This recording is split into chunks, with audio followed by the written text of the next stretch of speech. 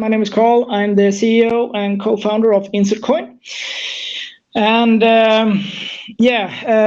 one big part of my background is, of course, King.com. In the early Candy Crush era, I was the head of product for social during a very exciting period just before Candy Crush. So me and my team, we were responsible for actually launching our then skill games into the social area and to compete with the likes of Zynga and Farmville, which was the dominating company at that time. And the first time we did this launch, it was really tricky to get the engagement and stickiness going. We had too low retention. And that's really when we started experimenting with behavioral science and adding these kind of, maps, mission, points, etc. as a meta experience around the game. And when we launched that first iteration, it really doubled our retention more or less. And a lot of that since really took us off when launching Candy Crush big scale. So it was a very exciting period. And we learned a lot. So me and my colleagues there, we felt that what would happen if we take these learnings and bring them into other industries? What will happen within learning? What will happen within e-health, etc.? What kind of results can we get? And that was really the background of why we founded our company. Today, we're about 30 people, still based in Scandinavia, but working across Europe. And we're a B2B tech company providing a platform to give our clients an opportunity for scalable gamification in their own products, apps or webs or platforms. And we have over 12 million users today in our platform. And today I'm going to talk about use cases for how we create value, both to the actual user, but also to our client. But first, I wanted to give you a little bit of an insight how we as a company pose this challenge to our clients and how we've gone about solving it or working with it. So let's give me a little bit of a background. Usually when we go out and talk, we focus on the challenge of engagement. And we believe that is one of the absolutely biggest challenges within the digital era, that is so hard today to grab the attention of users and to keep them engaged and staying in your product or your platform. And I think this has been, also increased a lot during Corona when digitalization has gone up, and we've seen a lot of signs on that. And I think most of you could probably relate. You sit in the couch or the sofa, you have your phone, you have the TV, there's a game in the background. There is so much buzz all around you today that it's super hard to get that attention. And there's a lot of stats revolving this. I mean, one we like to show is that about 10 years ago, we had in average 26 apps in our phone and spending about half a minute each. Today, we have over 100 apps in average, spending 5 seconds each. So you can really get that challenge, how short of a window we have to get that attention and build engagement with these users. And of course, it's also super important to get into those, top 10 favorites that you have. And this is, of course, the same kind of pattern, whereas it's an app or a web or whatever, it's really hard to get there. And historically, many companies, they solved this leaking bucket situation by simply buying more users. We did this to some extent, King as well. It was cheap to buy new users at Facebook, etc. in that era. But that is no longer a viable option. It's too expensive to acquire new users now. So companies really need to think differently. They really need to innovate how they keep the users at them and how they create engagement. And this challenge is, the core of what we do and why we build GWEN, that we call our platform, Gamify the World ENgine. It's an API that you then can connect to any app or web. And it really targets, the challenge of scalable gamification. Having worked with this quite some time, also before King, I think that's always been one of the biggest challenges in this industry, to have something that is scalable, easy to get started with, and you can work with for first iteration and then move on to something more complex. And our platform also draws, of course, a lot from theories. We have an PhD, as I think many of you know, Adam Palmquist, in our company has been helping us a lot in the creation of GWEN since the start. And we are very heavily inspired by the theories of gamification, personalization, and also we use a lot of big data in order to get better results.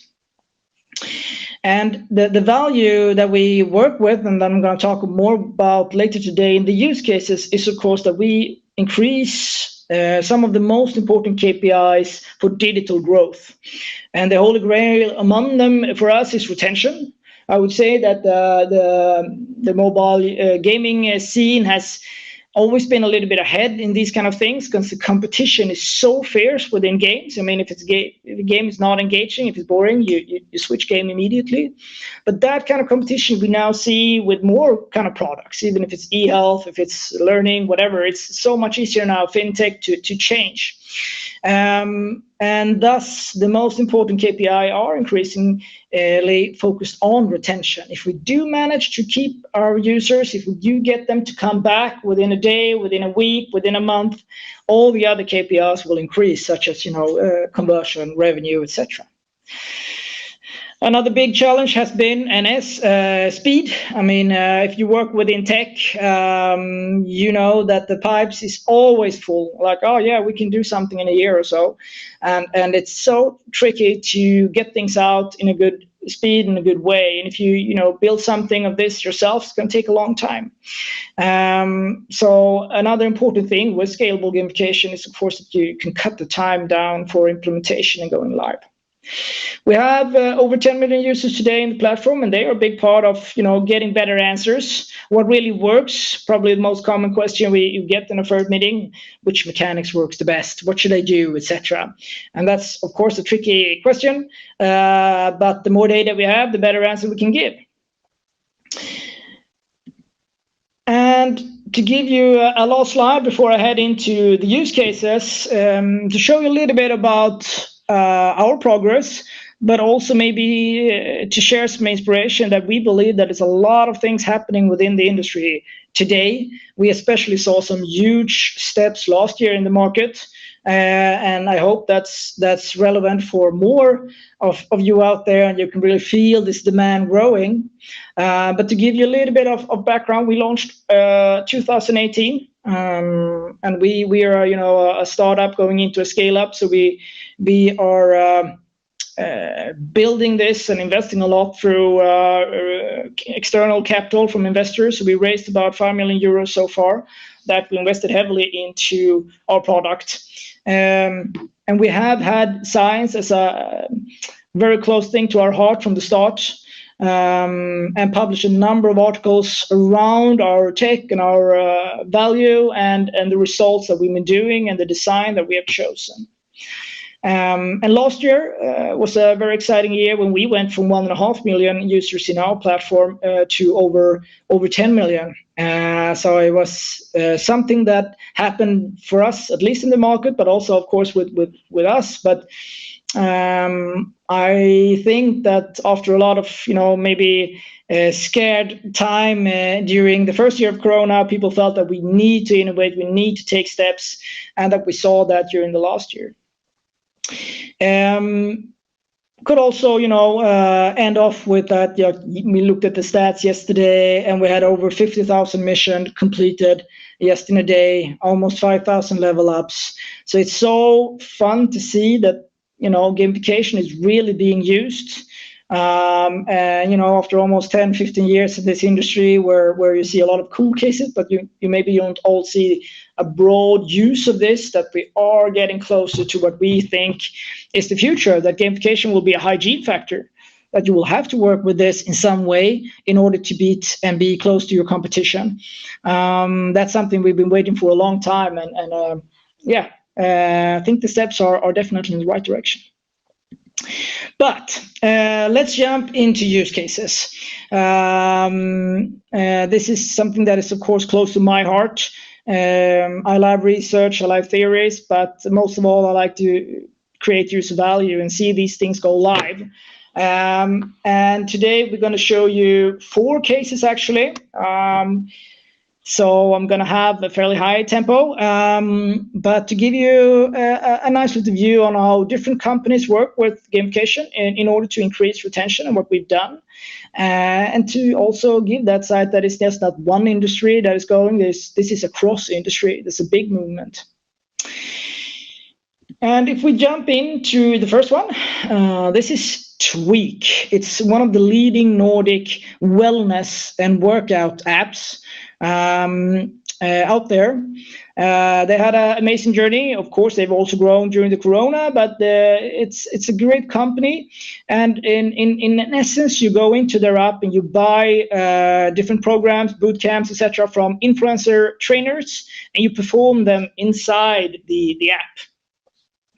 And they had a great growth, but they came to us with the challenge that, all right, we got a lot of people coming in, they're buying programs for, £20, £50, £100, but too big of a number of users are leaving us after 2 to 3 days. It's really hard to build that behavior of sticking to the program and completing it. Especially when you don't have your trainer standing outside your door knocking, let's go, let's run. Everything here is through the app. And of course, if you buy a program for £50 and you leave after 2-3 days and you churn, you're never coming back to Tweak. And this was the challenge that we took on. And when we work, we follow this process to set up, which is, a little bit inspired by How to Design Gamification by Benedict Morshäuser and colleagues, in the sense that we look at usually first on an analysis of the data and how the users flow within the specific app today. And we land in a concept on what to do. Also, usually, first iteration, second iteration. Sometimes clients or companies come to us and they already have a specified concept in place. Cool, then we can go to implementation immediately. Or sometimes we have consultants coming to us saying we have a concept, we just need a tool, and then we go that way. But the most common is usually that the companies don't know what they want to do. They just know that they want to do gamification. They have 50 different ideas on how to go about, but they don't have a clear view. So we help them in a smooth way to put this concept in place, using a number of design principles. And then we go into the technical implementation with the specified design. We do the setup, we launch, we do A/B testing to really both validate the results, but also to be able to optimize in a good way. So we can really follow the user journey and see what we should change. Because it's very seldom that you hit the golden progression flow on the first launch, etc. And if we then look at the next steps after that, so when we've done the concept, we've started the implementation. Tweak, they go into the admin system to set things up by themselves. We can help, but it's an easy process to do. So just to give you a little bit of an insight on scalable gamification, that you don't have to build everything from scratch. Here is the content and management setup. So, for example, when you work with achievements that we still see as one of the most commonly used mechanics, you want to be able to do that yourself in order to keep the system alive during many years. I mean, we have seen that too much when someone launched a system and they let it be for 2 years, and that's going to be boring. You need to work with it continuously. And here they can set up the achievements, connect them to which behaviors, the metadata, etc. That is connected to, and they can choose rewards, and when we change it, obviously we have a setup that's set from the start, but they can change that and we can change that. You can upload images, etc. And the beauty of it, of course, that when you do changes here, you don't have to call your tech team and make them do any code on their end. It updates in real time automatically. And in that sense, you avoid the bottleneck of a tech department, stopping this kind of thing. Now you can suddenly work with the marketing department or customer support or etc. You can then follow the progress, the metrics, your engagement data, how you perform, etc. in the system. So let's jump into the case and just talk a little bit of how it looked and the results that we got. So here is the flow of Tweak, where you enter, you browse among different trainers and programs that you can choose in boot camps, and you buy one, and you get started. And if we look a little bit of what we did in our launch, we used the achievement mechanic. We renamed it to milestones. You can do that yourself. But in all essence, it's an achievement mechanic. So we took this boot camp with usually about 4 to 8 to 16 weeks, and we put milestones to make it into daily goals, weekly goals, to give a really clear definition to the user what they are supposed to do. So activating them immediately, do this first, run a mile, run 2 miles, etc., and also other important stuff that we know will increase their chance of staying, like adding your Apple Watch or something to be able to track your progress even better. And when you complete these milestones, you get points in your level. And that is more for the long-term progression, of course, to visualize you as you grow in your wellness and in your being, and that you feel that something is happening. And when you level up at these specific tiers, we also reward you with a virtual currency, coins. In this case, you can put your own lingo. I mean, some call it coins, some call it something else, credits, whatever. You choose that yourself. In this case, they have gone and called it coins. And these coins you can actually redeem then in a coin shop for rewards, such as discount on your next workout, or also physical merchandise from sponsors such as a water bottle or something. And the last touch that they also have in this system is that they have a leaderboard mechanic, which we is very connected to different industries, but within workouts and e-health, we've seen pretty good progress in that, especially if you have the social leaderboard between your friends, which has been very effective, more effective than a global leaderboard. So in that sense, we have the milestones to activate on short term, you have the long term with the levels, and you have the friendly pat on the back when you've done something good that you can actually redeem to something in terms of reward, as a strengthening of their user journey and the customer experience in a whole. And with these mechanics in place, we managed to increase the retention with over 100%, which was the main KPI that we tracked and worked with. And also by doing this, as I told you before, I mean, if you manage to get the retention up, usually the other KPIs will follow. In this case, we managed to get the in-app purchases of workouts up with the 26%. And this was done with A/B testing during a 6-month period. And we've been working with Tweak now for about 2.5 years, something like that. It's a really nice client. And what is also fun to show and talk about a little bit more is that, you usually start with something small. It's very seldom that we see anyone going with 10 mechanics or 7 mechanics, whatever. It's usually 1, 2, 3, something like that in the first iteration. And when they see the results, you can go from there. So with Tweak, we're now launching also skills, a sub feature of the level mechanic where you can progress in different skills such as strength, agility, speed, etc., to make that more personal. And we've actually also gamified how the trainers, the influencer trainers, how they put up programs. Because after a year live, we noticed that almost as important as the user journey is that the programs are put out, they are good, that they have the right images, they're following what they should follow, etc. And if the trainers are doing a bad job in putting their programs up there, it's going to be less of a good experience. So then we actually also gamified how they create their programs, which both decrease the support time for Tweak with over 30%, but also greatly increase the retention and revenues for the one following this program. So you can start small and then you can go up from there. If we jump to the next case, this is Socios, one of the largest app in the world for football and fan engagement. They have been growing crazy these last 2 years or so. They have football club, PSG, Barcelona, Arsenal, Manchester City, etc. But they also broached into other sports such as hockey or NFL or Chicago Bulls, etc. And their goal is to become the number one, fan engagement app where you can interact with the clubs. You can do chatting, polls, etc., news in a more interactive way.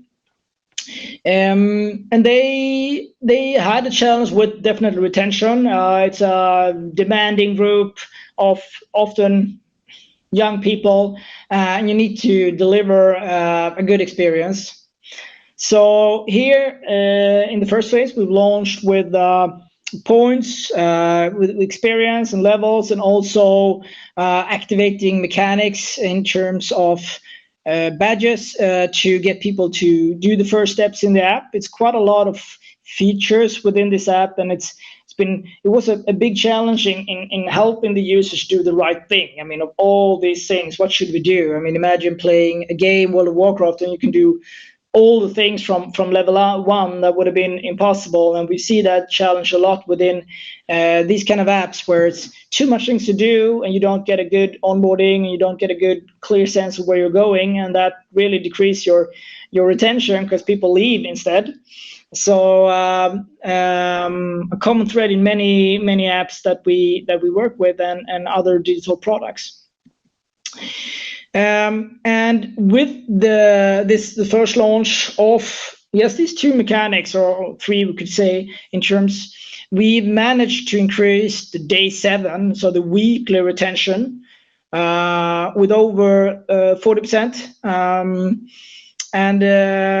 I mean, it's also very interesting to see these phases. You work with these scale-ups who have very high demands. I mean, they have over 100 people in their tech department alone, and they are very used to building things themselves. Apart from payments, they build almost everything themselves. So it's been a very interesting project in getting them to work with a third-party tech and experience. So, but we really feel that the industry is changing. I mean, this is important for these kind of apps and webs, but it's really hard for them to say that this is their core and that is their core skill to do so. And that's why I think that we as an industry and gamification industry have a great opportunity, that more and more companies are really starting to understand this. And here is also actually interesting that the next phase of this launch will also be skills. That we see a lot of interest in that you want to have a deeper personalization in just the levels, 1, 2, 3, 4, that you want to go deeper into that, and have them, feeling more that this is me, this is my type of a character progression. It's going to be really interesting to see what that will happen with the retention in the next phase when we add even more mechanics. The next case is quite interesting in many ways. This is Hyper World. I don't know if you've known about it. You can say it's a competitor to Roblox. So this is probably the closest case to games and gaming that we've had during these years. I mean, we come from the social game scene, but as you know, game companies, gamification is a core part of all games, more or less. And they've been doing it for a long time. I will definitely say that the game companies usually lack in how they do gamification. They have no scientific grounds. They don't have any scientists. They don't have any, real focus on that kind of data. They just copy what everyone else is doing. And that works okay, but I believe that also the gaming industry will actually start looking into getting more expertise, more connection to science in the future. But we'll see. And Hybrid then being a platform where you create games, you play games, and you watch other people's streams and games, like, that social kind of Roblox thing. it was really exciting when they came to us, because obviously they had gamification, they had achievements, they had stuff like that, but they didn't really know how to scale it, and what do we do next? And there was a lot of those kind of questions in terms of scalability. And also, I mean, one of the biggest challenges that we have been focusing on the first phase has been the onboarding, something that is often overlooked. Actually, you focus on having cool features of your service. We have to have this feature, this feature, this feature, but the customer experience and especially onboarding is not often the most prioritized. And we also seen a big interest within that spectrum. And in this case, with Hyper, they wanted to get the retention up and get a better onboarding. And one big part of doing the analysis with them was showing that if we get the users to play the right game in the beginning, because obviously when you get in as a new user, then the first normal thing you do is you try a game, and it's all web-based, so it's very quick and easy. But if you get a boring game or you get the wrong game, etc., you have very little time to grab that attention and get that right. So now we're controlling that onboarding much more. And we more or less force the users to pick their first adventure, that we call it. We use the mission mechanic here to give them that sense of direction and choice, but not too much choice. So in essence, they get to choose between 2 games. That's it. Not 100 games or 50 games or whatever, 2 games. And obviously, we've been picking the ones that the data suggests are the best games to start with the highest retention of the ones who play these games. But not everyone likes the exact game, so we ended up having 2 choices. And when you perform that, you see your progress, and you get to the next mission. And after this, we also translate this mission mechanic into both daily missions and weekly missions, because this is closer to games. So here we can be a little bit more edgy, a little bit more, not in your face, but a little bit more active than maybe within, training, learning, or fintech or e-health. So I would say in some terms, the first iteration, a pretty clean and simple launch, even though the analysis and everything and getting up running was a thorough work. And it's cool to see what kind of results you can get by doing these things, even if they are small. It's a big difference when you do spend that time. I think this project was about 2.5 months from where we started to where we launched.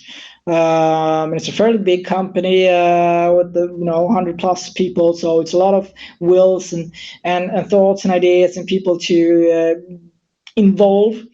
But we managed to get the weekly retention, the day 7, up by 40% here, using primarily missions, but also connected then to achievements and levels. Obviously, this is the first phase, and we get back a little bit to how we work there. But in their case, onboarding was super important to fix now. So we did that. The last case I will go into, if we move to the big corporate scene, which is really interesting to show that it's not just the early adopters anymore. It's not these cool scale-ups who want to be edgy, whatever. It is also the big corporate scene that are moving. We've been working with one of the biggest banks in Europe with gamification, and they came to us with the challenge, okay, we want to do something within sustainability, but we also want to increase activity among our users. Big and important goals and very exciting, obviously. So we did the following setup, that when you then go to this bank app, you get a communication that if you use the bank card, the credit card, on one of 4 big corporate partners that were chosen, and obviously the bank wanted to increase the partnership with these corporations, like Vodafone, etc. If you use your credit card and you pay at these companies, you get points. And when you get these points, we show them in a clear and visual way in a progress. And at certain tiers, the bank will plant a tree towards this progression. So I mean, for me, having done many of these different projects, a fairly simple and clean setup, but within this world, it's a pretty big step, and there was a lot of PR, etc., around it. Yeah, so the goal was, of course, then to prove that we could both do something for the environment, but also maybe see how we could change behaviors among users. Could we encourage them to do better choices to reduce the carbon footprint? Could we encourage them to actually, use the card more at these partners when we have this kind of reward? Those were the main theses. And did people like this? Was it too much? I mean, this is a bank, this is professional, etc. But yeah, we got some pretty exciting results. And there are two parts of this. One is, of course, what people thought about it. We did pretty extensive surveys and focus groups, etc., to get that knowledge out of there, both in terms of the initiative, the tech, the product, etc. But we got some very good user feedback that they like these kind of things. They want to be able to have a more closer relationship with the bank. And in many ways, that's really how we sort of frame this towards the bank, that if we do this, you can have a communication place within the banking app. You can have a place to engage with the users. This campaign for trees is just one way. It can be health, it can be something else. You can change that, but you can use the same mechanics in a scalable way to actually engage with your clients and not just have them paying bills and looking at their bank account. So I think there's some very exciting movements within this industry, and obviously it's a little bit driven by, the fierce competition coming from Revolut and Lunar and all of these banks. So yeah, we also managed to increase the activity and number of transactions with 120%. Obviously, that is also something that is possible for the bank and to make these kind of professional decisions going forward. And we had a good conversion. I mean, this was not mandatory for the users. They could choose to do this, and I got a very good conversion in engaging with this. So I'm gonna just summarize this how we work. I mean, here you got some inspiration from these use cases on a high level. Obviously, these are fairly sensitive things and sensitive data, but we've been allowed to show these. But when we work, we really focus on the user journey. I mean, nothing revolutionary there, but when you meet companies, it's not always that they understand this, that when we get out, they say, oh, we want to improve our onboarding. Sure, but that's one part of the journey. We really need to look at how do they find your product, how do you onboard them for sure, to make them understand the value, and in a very short time understand the value of your product. How do we make them come in more often, doing the things they do every day or every week, every month, and how do we create ambassadors and make them masters, of course, so they can increase the organic flow with new users, but also, we need to reward those who have been with us for a long time. And loyalty in many industries has been there for a long time. This is more starting to happen, but I think it's super important to think of the whole journey, even if you start with one piece of it. And yeah, so all of these cases have followed this process more or less. And it really works if we do get them to put their effort in, and now more and more results are coming out there. Obviously, that increase the likelihood of even more understanding this, and also, when you're doing a simple first phase, so much better to go to the next iteration after that. I'm going to end off here with a little bit more of a complex slide, but it's always interesting to look to the future. You've seen this, and maybe for you in the industry, scientists, etc. Obviously, parts of it is not rocket science. I mean, we've seen level and achievements and stuff like that before. That's why I really think it's stressful to point out that the scalable thing in this is so important, and that they can administer this themselves and work with it during a long time is so important as well. But obviously, we look to the future as well. What's the next big thing? What are we working with? And usually Adam would talk about this, of course, because it's his baby. But we believe that machine learning and AI is really something fantastic and something that is not just a buzz for us. We have over 12 million users today, feeding us a lot of interesting data. So what the behavior data we get from these users and what they do and how that creates results is really something interesting. So to give you a very short intro into what we're doing is that you will, coming this summer, actually be able to implement our API silently in the background without any front end or whatever. And we can then look at that data during a specific time period and compare that to benchmark machine learning. So we can see what kind of issues you have. You see our issue type conversion blockage. Okay, so we have a conversion blockage. We can look at the benchmark data and see what are probable causes for this. Is it UX? Is it motivation? Is it onboarding, etc.? And we can predict an outcome. You will churn within 2 weeks, for example, which is very interesting to get that report. And then based on that, we work with so many and in different instances, we can say that if you do this and this, for example, if you add achievements and more mechanics, you will improve this by X factor. So let's get started. So in order to improve your insights before you take the step and you do the front end, etc., you can do this. And what we also add in this is the AI. So based on today, and we launched this last summer in beta, we can see based on your activity as a user and the time from sign up, we can get these kind of patterns on a cohort level, both so that we know what kind of user you are based on what you actually do, not what we think. And the AI can then see, okay, based on the pattern, what is happening now, you're about to churn within X time. So we need to do something else. We need to increase the communication or change the balancing, etc., and suggest a new balance in that to prevent that churn. So that is something that we're working on now and soon about to launch, which is going to be very exciting. And I think that's going to be a little bit about the future for gamification as well, to tap into this big data area. And with that, I'm going to end and leave it for questions. I see it's been a lot of activity here in the chat, but I haven't been able to answer yet, so I'll save that for now.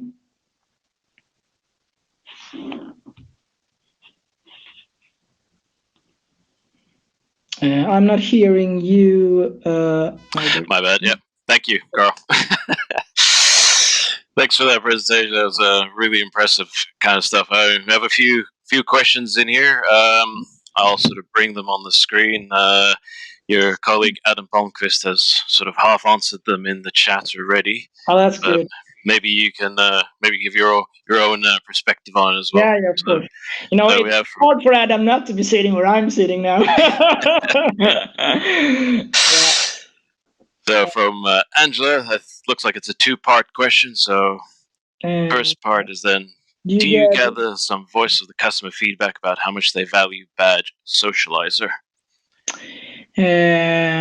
We do. I mean, it's hard to do the qualitative feedback in an automatic way, but obviously we do surveys both before and after on the qualitative measures and see how the value. I would say it's fairly seldom we go down to the specific level of one badge like that. I would say that we can see that in the data though. So we rather go about the quantitative approach in that sense that, okay, how many people have actually completed these achievements, and that's also where the AI come in. If we see that someone is not managing to achieve an achievement, then obviously either it's uninteresting or it's wrongly balanced. So I would say that we usually look at the quantitative data in terms of details on achievements.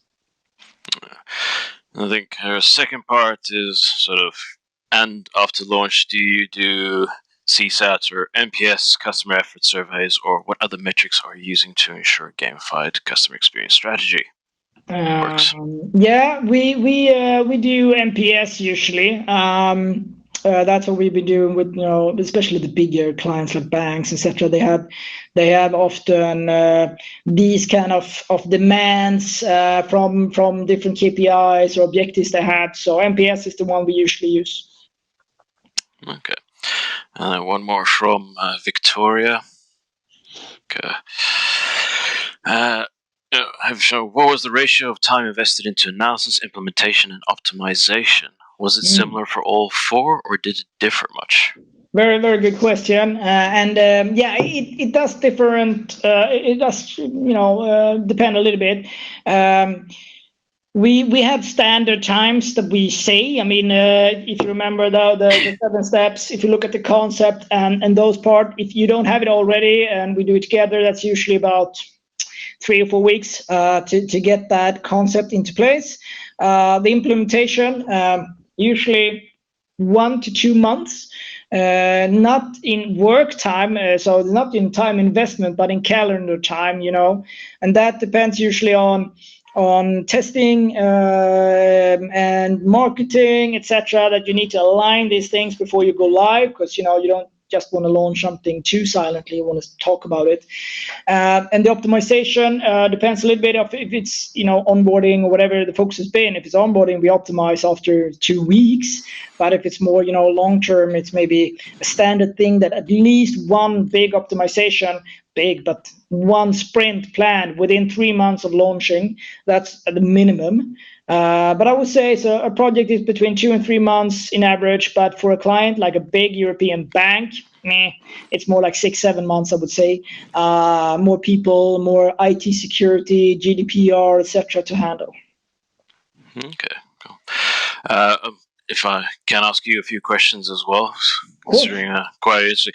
And one of the things I first want to sort of discuss a bit is you mentioned with Tweak, and I quite like the fact that you didn't just focus on sort of the users and the customers, that you also decided to go and follow with the trainers to make sure that they were making good content. I find that a very interesting thing. It's very often that it's such a focus on the user and making sure that there is, but the content sort of falls to the side a little bit. But I thought that was quite an interesting thing. With your that sort of last slide that you had, where you send it through the algorithm and you figure out sort of like the benchmark, as it were. Is that purely the algorithm that figures out the benchmark of what the retention percentage increase is going to be, or do you use other external metrics and other things to sort of figure out, okay, this is what they currently have as their retention, and then using that data, we're going to set a benchmark if we want to achieve at least 50, 70, whatever, and then with the outcome, because you're hitting some high numbers there in terms of retention. But that's an example, of course. When we launched this in beta mode last summer, we managed to have about 70-75% prediction rate. Obviously, we want to get that up to 80-90. That would be amazing, but it's pretty high already, which is cool. But when we draw those conclusions, it's a multi-channel algorithm based, of course, mainly on our data, but also on some benchmark science, etc. So it's a multi-channel, and obviously we have to be a little bit careful in what we promise. It's a phased thing. But we will be able to have so much more good percentage in this hypothesis than the clients have themselves.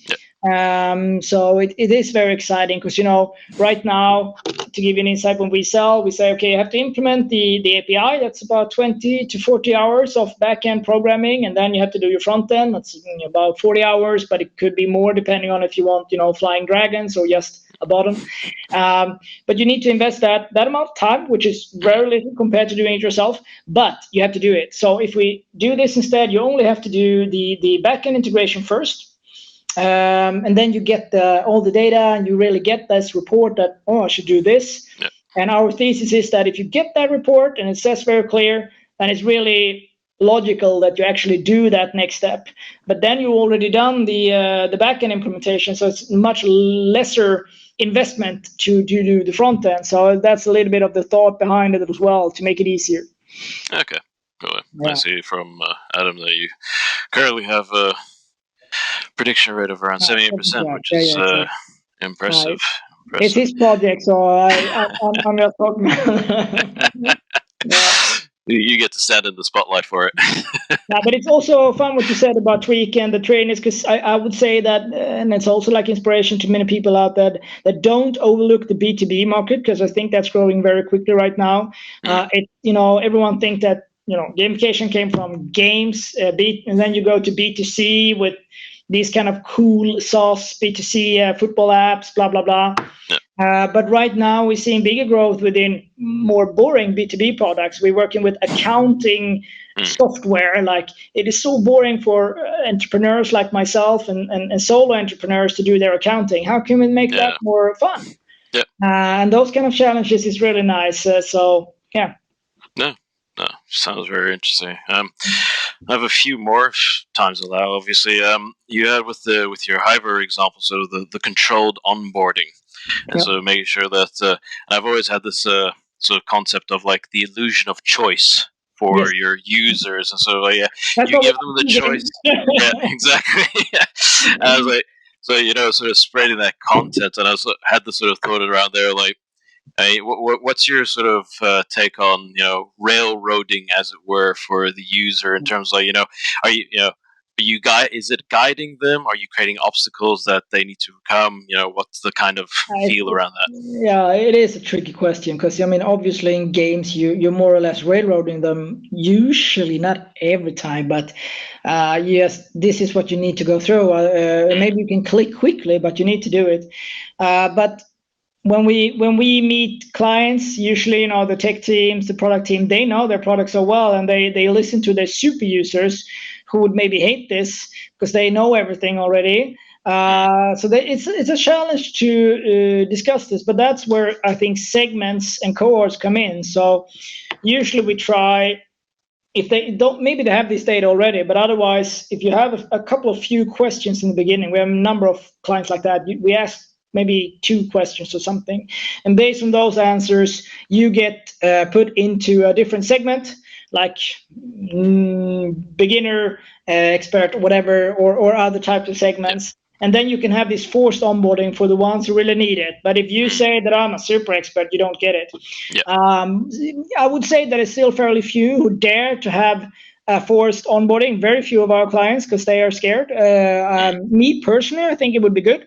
But that's me personally. So I think we're going to see a lot of change there because, there are super users, but they are very few. Yeah, that's sort of tailored, customized funnels that they can go through. Yeah. I think, have those sort of 5 minutes still bring our next viewer on. So I just want to bring one last sort of point. Quite like with the plant to tree thing is like creating the closer relationship with the bank. I suppose that kind of fits in with what you just said in terms of like making the accounting fun and all that. Have that sort of building the relationship with larger organizations that traditionally are always seen as like, I have to do this, or there is a bank and I need to have a bank, and I quite like that sort of expanding that concept of building that relationship and all of that. So. No, but it is interesting. We've been out there a lot in Europe and the US, a lot of accelerators, pitching contests, and we've seen a lot of what other scale-ups do in Europe. And I would say that still the most dominant one is to provide some sort of data analysis for the clients to act upon themselves. Because it's probably more safe. Like, we give you a lot of insights, we give you data, and then you can do whatever you want. But very few companies actually help with doing that. And we who have been starting, we come from the other angle. We help you do things, and now we're going to add some more data analysis to make that transition. But it's been a very interesting progress now that we see, and I think that more and more analytical and insight-focused startups and companies will get a higher demand and push that they need to also offer some sort of activation, some sort of action. At least I think so. Yeah. Cool. Excellent. Well, I think we'll leave it there. Carl, thank you very much for showing us all these interesting case studies and amazing data and discussing your project and all of that.